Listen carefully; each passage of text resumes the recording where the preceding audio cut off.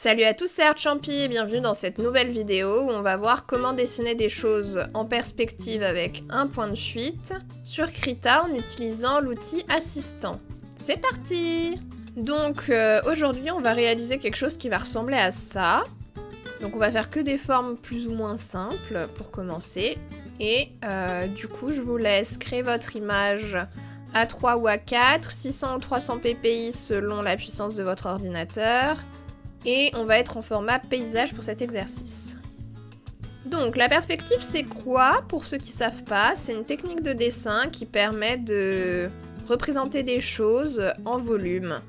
Donc ça peut servir pour des décors, pour des objets, même pour des personnages. Donc c'est vraiment utile, il y a plusieurs types de perspectives.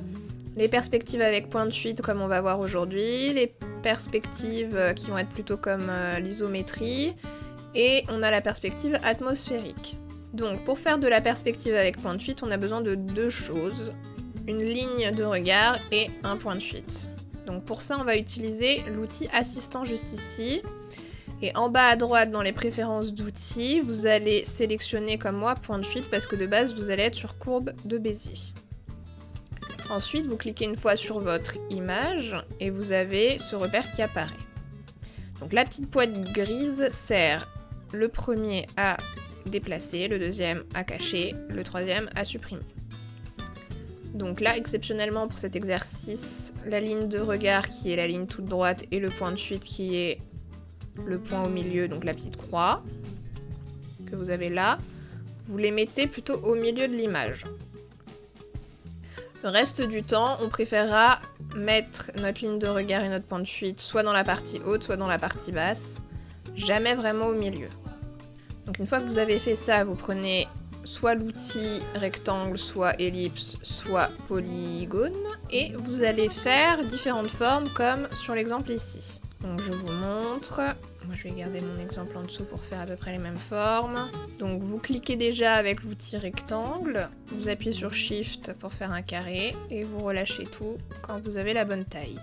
Vous pouvez faire cet exercice avec soit un crayon à papier, soit une brosse comme celle-là avec un bord dur et pas un bord avec des ombres. Et c'est parti, vous faites des formes un peu partout de toutes les tailles et on se retrouve après.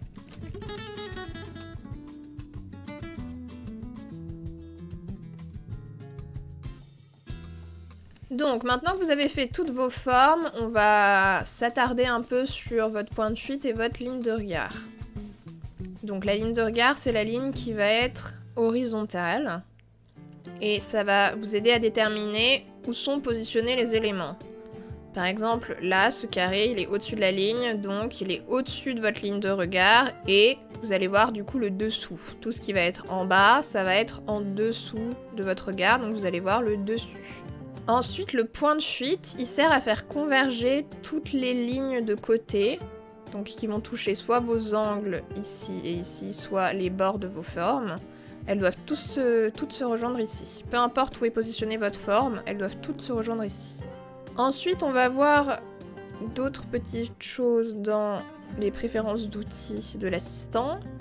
Vous voyez que vous avez plusieurs choses comme la densité. Alors la densité, c'est les petits repères qui vont vous servir pour vous aider à faire vos traits sur les bords. Donc vous pouvez choisir si vous en voulez beaucoup ou pas. Moi je vais rester comme ça. Et après il y a l'opacité de la ligne. Moi je la laisse généralement vers 50 et vous pouvez changer la couleur de votre repère si vous voulez. Moi je reste en gris. Et maintenant c'est parti. Donc on va faire un calque pour vos formes de base. Donc toutes vos formes sont sur le même calque. Et après on va en rajouter pour faire les diagonales. Donc vous allez voir, il y en a certaines qui vont se croiser. Donc vous pouvez rajouter un calque pour éviter qu'elles se croisent.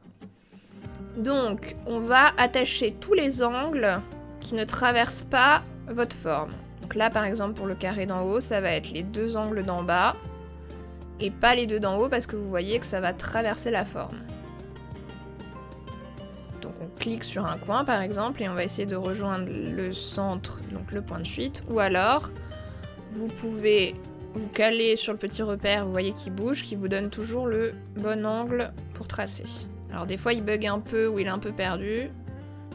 Donc essayez quand c'est comme ça de vous fier au point de fuite. Donc de partir du centre du point de fuite et de rattacher bien le bord. Après, vous pouvez le faire aussi avec l'outil brosse en activant l'assistance aimantée. Donc ça va vous faire tracer des traits, toujours en direction du point de fuite, comme vous pouvez le voir. Moi, je vais rester avec l'outil ligne, parce que je trouve que c'est plus pratique. Pour que votre perspective soit réussie, il faut que vous soyez bien précis sur les angles, l'endroit où vous attrapez les angles. Faut pas que ce soit trop décalé ou trop rentré, sinon ça va pas être joli.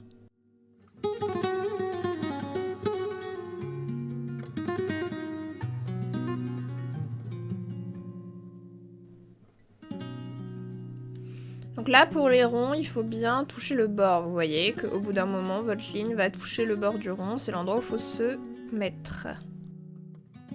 Donc une fois qu'on a fait ça, on va voir comment arrêter votre forme. Parce que là, elle est un peu infinie, on va dire. Donc pour arrêter votre forme, on fait un nouveau calque. Et on va voir avec les ronds en premier parce que c'est assez facile sur Krita. Vous faites un nouveau rond plus petit que le premier. Et vous allez le positionner de façon à ce qu'il touche comme le grand les deux bords de votre côté. Celui-là, je le fais plus gros parce que je veux pas qu'il soit caché derrière la forme d'à côté. Je fusionne mes deux nouveaux ronds ensemble. Et maintenant, il faut gommer les diagonales.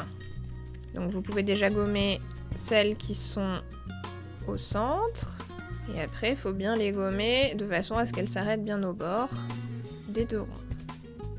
Et maintenant, pour qu'il soit véritablement terminé, vous vous remettez sur le calque où vous avez fait les derniers ronds. Et vous allez gommer la partie du rond qu'on ne voit pas parce qu'elle est de l'autre côté. Elle est dessous. Donc ici et ici. Et voilà, vous avez deux cylindres. Vous pouvez fusionner tout ensemble. Et maintenant, on va voir ceux qui ont des angles. Donc on rajoute un calque, encore une fois. Et là, on va regarder ce petit carré là-haut. Donc là, c'est facile parce que vous n'avez qu'un trait à faire pour arrêter votre forme. Donc le trait que vous allez faire, il doit être parallèle à ce bord-là. Moi, je vais le mettre là. Voilà. Et après, c'est comme pour le rond. Vous gommez ce qui dépasse et votre forme est terminée. Maintenant, on va voir pour une forme un peu plus compliquée avec plus d'angles. Donc on va voir le carré, le grand carré à gauche. Donc là, vous voyez qu'on a 3 angles qui sont reliés, donc ça veut dire qu'on a 2 bords à faire. Donc, comme tout à l'heure, ça doit être parallèle aux côtés. Donc là, on en a un qui doit être parallèle à celui-là, un qui doit être parallèle à celui d'en bas. On va commencer par celui qui est vertical. Pour rappel, pour tracer des traits droits, verticaux ou horizontaux, il faut d'abord cliquer une fois sans relâcher le clic et après appuyer sur Shift. Et vous pouvez faire des traits droits. Je rajoute encore un calque parce que du coup j'ai un côté sur un calque et l'autre sur l'autre. Et là, pour faire le dernier côté en bas, il faut qu'il soit parallèle à ce côté-là, ici, et il faut qu'il touche l'intersection ici. Parce que chaque trait qui part en diagonale doit toucher des coins. Donc toujours 2 coins. Le premier coin qu'on a ici, le deuxième coin qu'on a ici. Et après, c'est comme pour les autres formes, vous pouvez gommer. Là, je les fusionne ensemble et j'ai décidé que cette forme-là passait devant l'autre, donc je vais gommer le bout qui est dans mon coin. Maintenant, on va avoir une forme un peu plus compliquée. Je rajoute encore un calque et on va regarder celle d'en bas. Là, vous voyez qu'il y a plusieurs côtés et que malheureusement, il n'y en a aucun qui est droit. Donc, 2 solutions. Soit je me mets bien au bord et je fais un trait qui suit mon trait pour qu'il soit parallèle et je le décale. Soit avec un outil de sélection, donc plutôt un main levée, vous allez prendre le bout du côté que vous voulez, CTRL-C, CTRL-V pour le copier, et le déplacer, avec l'outil transformer ou déplacer. Et il faut répéter l'opération autant de fois que nécessaire. Là par exemple, on va le faire 4 fois, et c'est comme pour le cube, il faut que chaque intersection se rejoigne par un côté. Vous voyez là, hop, une intersection avec ce côté, donc celui-là rejoint l'intersection ici, et du coup le prochain qui est celui-là va devoir rejoindre l'autre intersection. Et là j'ai un petit souci avec ma ligne, vous voyez que là je ne suis pas bien dans mon coin, donc ça va être décalé. Je refais ma ligne sur un nouveau calque, voilà. Et celle-là je vais la gommer, si je la retrouve, elle est là. Un nouveau calque pour ma dernière parallèle. Hop, l'intersection. Je gomme les bouts qui dépassent. Ah mince, je l'ai pas mise au bon endroit là, vous voyez, j'ai pas fait attention. Et cette ligne-là, je l'ai pas mise au bon endroit. C'est pas très grave, je la reprends, je la redéplace. Une fois que je suis sûre qu'ils sont tous bien faits, je les fusionne tous ensemble.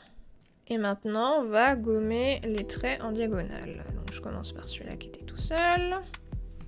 Et voilà, maintenant vous avez toutes les techniques pour finir toutes vos autres formes. Et du coup, on se retrouve avec toutes les formes de terminer tout à l'heure.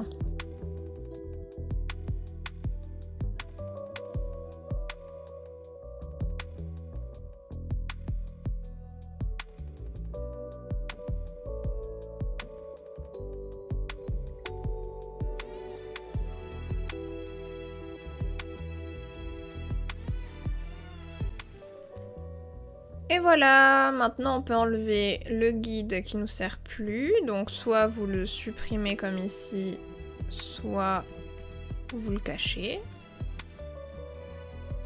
Et si vous le cachez, vous voyez, vous avez toujours le point de fuite d'afficher si vous avez besoin. Donc voilà, j'espère que cette vidéo vous aura plu. N'hésitez pas à me dire en commentaire si jamais il y a des sujets de vidéos que vous aimeriez que je fasse. Et on se retrouve bientôt pour la suite. Salut à tous, c'était Artchampi.